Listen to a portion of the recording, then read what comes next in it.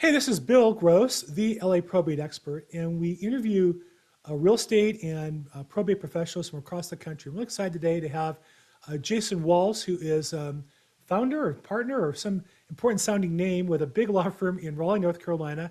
Jason, welcome to our call today. Hey, thanks, Bill. Glad to join you. So remind me, your official title is?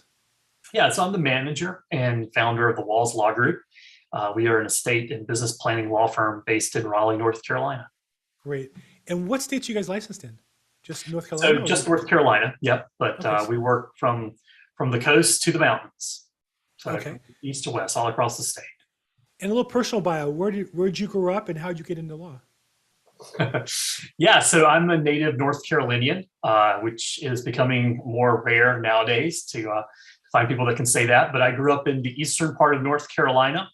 I went to undergrad and graduate school at NC State in Raleigh. Wolfpack? Yeah, the Wolfpack, and so was planning to be a teacher. I actually was planning to teach high school. I know that seems kind of crazy saying that nowadays, but eventually got off of the teaching pathway, got into on the pathway of going to law school, and went to law school at Campbell University School of Law. It's a small private school here in North Carolina.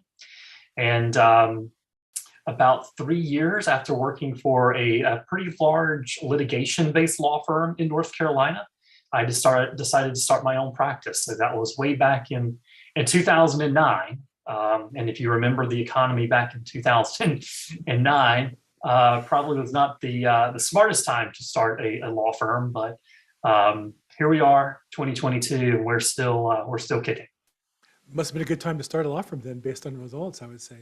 I would say there's a fine line between being brave and being stupid. And I'm not sure exactly which one I was in, camp I was in back in 2009, but Well, it's worked out so I, far. I often am not clear on which side of the line I'm supposed to be on. My wife reminds me all the time which side of the line I'm supposed to be on. And then describe your practice as a firm. I know you have self-attorneys and then administration and a CPA. So you handle probate administration as well as estate planning, as well as estate and trust administration. And then do you also do litigation? Yeah, that's correct. So we operate primarily in the estate world, although sometimes that blends over to kind of some business planning. But at the core, our firm handles probate, trust administration. We handle estate litigation, hopefully not that much. We hopefully avoid litigation, estate planning, trust planning, business planning. And sometimes there's some things that kind of bleed outside of those margins. But at the core, we are an estate firm. So, in all businesses, I'm in real estate, and there's kind of the fat middle of my business, and then there's the lower income side below my average, and there's a higher on the other side of that. Where do you fit in? What's a typical client look like for your business? So I think it kind of depends on kind of where they're falling, which kind of column that they fall in. If they are estate planning clients, most of our clients are married. Most of them are probably over the age of 50 years old. Most of them probably have a gross estate value over $1 million. And we find that those folks we work with very nicely. Although we do have some clients that exceed kind of the estate tax threshold. They're kind of what we consider high net worth clients. And certainly we have the expertise to handle them as well. For the probate side of things, generally our clients who we work with there are usually family members, a lot of times children who have lost both parents at this point, and they just need help navigating probate. As you know, probate can be quite challenging, and that's where we kind of step in with our team of experts to kind of untangle that knot for them. So I know that, I don't practice law and I don't answer legal questions, but I do get asked business questions, as in, I have this problem, what do I do? Quite a bit, and oftentimes from people who are in fairly desperate situations. Yet those people, should have asked that question months before, I find. So when people come to your firm, how do they enter? How is it? I'm sure you must have by now a great following and referral business. But if somebody on their own watches this video, how how would they first discuss with somebody in your firm they have a problem and whether or not you can help them? Yeah, so certainly people reach out to us through a variety of different channels, whether it is from a referral source or whether they see us on social media, they come across our website, whatever that may be. You know, our initial conversation with any of our clients is going to start with what we call a discovery call. And that's usually about a 20, maybe 30-minute conversation, very informal. Sometimes it's over video, sometimes it's over traditional telephone conversation, just so we can kind of get a sense of what perhaps that individual needs, what they're looking for, and to assess whether we would be the right choice to help them. And generally, I find the earlier they make that call, the better. There's more options available. Timelines may not have run out. And it's sitting on that waiting, knowing you should call, that's the problem. So definitely I encourage people to call sooner rather than later. Let's talk about the estate planning side. You said your typical client maybe has a net estate of about $1 million. You know, in California, our threshold, you know, for probate is $167,000. As a real estate agent, I tell people anybody who owns property, a house in California, should have an estate plan. Even a bad estate plan is better than no estate plan. Now, I live in California. We're very regulated. The government has, you know, just a stranglehold on so many businesses, including the probate process. Is that true in North Carolina? Is it better? Is it critical to have an estate plan? If they don't have a plan put together, is it just somewhat more painful? What's the difference between having a plan in place and failing to plan entirely? Yeah, that's a great question. So let's be clear, everyone has an estate plan. The question is whether you and perhaps your spouse are defining that estate plan, or whether you're leaving that up to the state that you live in to make that estate plan for you. And what I have found is that most people really don't want the government just to have some default laws defining how their property would transfer to perhaps their loved ones. So yes, I think it's certainly one of those kind of adulting things that we all need to do, is to make sure that we have an estate plan. And I would also suggest, you know, the estate planning process is one of those things that's going to change over time. You know, I come across people who tend to, especially on the probate side of things, you know, mom and dad had a will and they drafted it back in the 80s, and, you know, they put it in their safety deposit box and they never touched it again, right? I would suggest to you that that's probably not the best way to handle things now. I mean, life's more complicated. People's assets are more complicated. Family structure can be more complicated. Certainly the law can be more complicated. So estate planning is kind of one of those things that as you reach certain milestones in your life, you need to make sure that you're updating that plan. Yeah, I don't know how it resonates in North Carolina. In California, I say the same thing you said all the time. As a quote, everybody has a plan. And in California, if you don't have your own, the state is glad to have their plan. And it looks like the Department of Motor Vehicles. It's just not quite that organized. And when people look at me like, how could it be worse than the Department of Motor Vehicles? And I tell them, well, no, I assure you it is.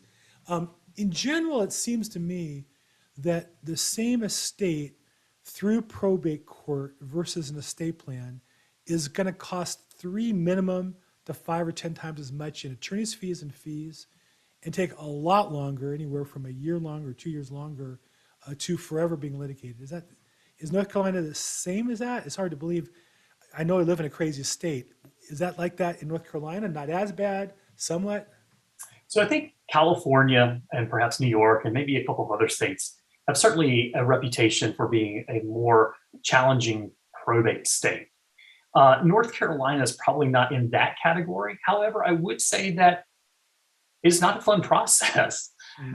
You know, I have numerous people that will call our office, and one of the first things they want to talk about is how to avoid tax, the infamous estate tax, right? And, you know, for most people, the estate tax is not really going to apply. You know, we're really talking about estates that are over the 20-some million dollar threshold, and that's indexed for inflation. And the way inflation is going now, I mean, who knows? That may be $50 million next year. But one of the taxes that they don't think about is probate. Probate essentially is kind of a voluntary tax, because the state, whether you're in California or whether you're in North Carolina like I am, they're happy to charge your estate or your loved ones certain fees and assessments to go through the pleasure of going through the court system. So for most of my clients, if they are over a certain financial threshold, we're going to want to think about strategies to try to mitigate or absolutely avoid probate Yeah. and not have to go through it. Yeah. Yeah. I mean, a probate on a $500,000 house is going to be $7,000 in California. An estate plan, if it's simple, just husband and wife and a property, could be anywhere from 1,000 to 2,000, maybe 3,000 if you want to get more complicated, but get more value packed into that plan, right? So that's the low end. You go higher, those numbers get a lot bigger, faster on the probate side, a lot more expensive, I think. Yeah, the thing about probate also is just the time associated with it. Before COVID, I would suggest to a client that it's probably going to take us maybe about a year to ultimately kind of go through the entire probate process. After COVID, because of the backlog of the courts, because of staff shortages throughout the court system, that year is probably now going to be stretched to 18 months, maybe 2 years. Right. And that's in many cases 2 years of someone having, quite candidly, some challenges and some headaches to kind of go through the system. It's not designed to be an easy system. In fact, the system is really set up to benefit your creditors. Right. So if you passed away and you owed money to credit cards or medical debt or a mortgage, whatever that may be, the probate system is designed to ensure that those parties are going to get repaid. It's not designed just to quickly transfer your assets to your loved ones. Yeah, right. The creditors get paid, the taxes get paid, the service providers get paid, the attorneys get paid. This in our county, it's $370 to file the paperwork. That's just the beginning of the process of getting paid. And whatever crumbs are left, you get to give to your family at the very, very end of the process in California. So yeah, and sometimes people don't understand that you may have multiple probates in various jurisdictions. right. So, if I'm a resident of North Carolina and then maybe I, own a home in California, or I own a home in the beach in South Carolina and I pass away, then I'm dealing with a probate here in the state where I'm domiciled, in North Carolina, but I'm also dealing with probate in any other state where I own property. Welcome to California. Yeah. So now we're just making it more challenging, right?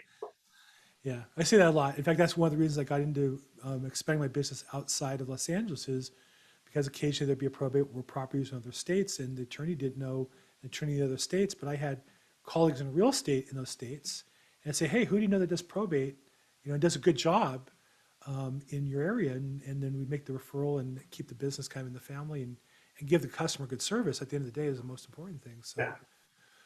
One of the challenges is a little touchy here. So if you want to back up, I'll respect it. Because I know attorneys, you have to be careful what you speak about your colleagues. But when I look at data, so just recently, today, for example, one of my colleagues, has a client, an attorney who referred her a probate case. We're trying to assess, well, how much does the attorney know? Do we assume they're knowledgeable? Do we assume they're not? And this is pretty common. In this case, 5 years, this attorney has filed 3 probate cases. Now, that's not to say they don't know the law. That's not to say they're not honest, hardworking, and integrous. It just means they're not going to know a lot about the probate process. Maybe they know the law, but the procedures in the local court are very detailed, post-COVID, a lot of changes. And so I find that the hardest part of my job, to be honest, is working with the attorneys in a way that says, listen, this is all I do. All day long, every day, I'm looking at probate cases and real estate. I appreciate you have a different practice. Let me help you. It's a challenge. And I know that your firm specializes in these areas, but I also know that most attorneys in Raleigh don't. That if I go on a typical attorney's website, they'll have DUIs and family law and probate and wills. Right? That's pretty criminal, Right. Especially when they're starting out. So how do you deal with that as attorney working with the fellow attorneys? And what advice would you give to families who are looking to decide, well, I know this attorney helped me with a DUI and they're great people, nothing wrong with that. Or they're in my church and I met him, and he's really nice, he's smart. What's the difference between being nice and smart and being able to give them the service they really need?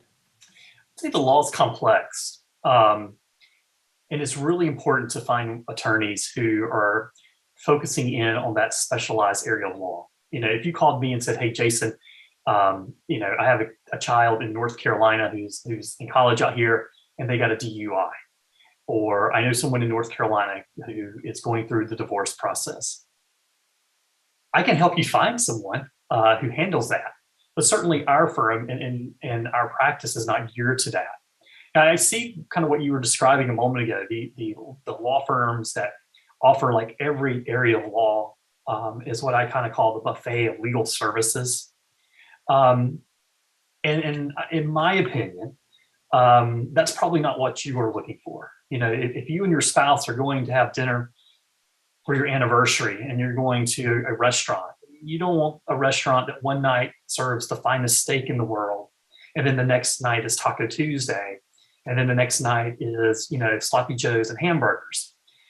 You really want to find that restaurant that is focused and they're niched Right. in one core area. And I would say the same in law firms. I'd say the same for going to go see a doctor. If you nowadays the medical community, the medical profession is very niched, very super focused. And I think the law community, the legal community and law firms need to be kind of like that as well. Now, obviously, large firms with hundreds or thousands of attorneys is different. They have different departments. Yeah. But I'm talking about when you talk about a smaller firm or local firm, there's just no way they do a good job on all those things. And that's the bottom line is, can you do a good job? And I see so often the answer is no. Now, as a realtor, I want to help that attorney who's struggling and help them through the process. The other main thing that when I talk to customers about estate planning, I'm sure you must deal with this, or maybe you don't, but it frustrates you, is people who need the service, maybe even inquire about it, but don't take the initiative to actually get it done. Right? There's so many, I don't know the statistics, but so many more people who should have estate plans. There's so much more property that should be in trusts or other protective entities that is not than there are. My mission is to spread that message and try to encourage customers to find the appropriate resource for them in their area and to take advantage of it. What would you say if you're talking to, your family member, your nephew, who's maybe not your state, who doesn't have any real business impact, but you want to advise them? How would you advise them to evaluate the decision on spending a couple $1,000s today? They plan to live another 30, 40, 50 years, but we don't get to make those choices. Do it now. I think COVID was really an eye-opening experience for a lot of people. The recognition that there are factors completely out of our control that could significantly impact our health or the health of our loved ones. And making sure that we have put some of these plans in place is one of those things we have to address. It is much like, planning for retirement, much like going to see your doctor every year to get your annual wellness checkup. Estate planning is one of those adult activities that you need to make sure that you're investing time and money in and have it done. Yeah, I agree. And I try to encourage people to do it all the time. And that's why I have this conversation with you and with Ashley from your team. And we continue to talk about the importance of planning, and all the realtors we work with, try to get them to talk to their customers about this because it's really important. And Bill, let me go back to just a moment the question that you asked previously about law firms. And, one of the things that I would say is that when we're talking about estate planning, we're talking about estate administration or probate work. You're really going to want to make sure that you're working with firms that has systems, policies, and procedures focus around that core area of law. And what I find with firms that are offering a variety of different legal services, a lot of times they don't have those systems.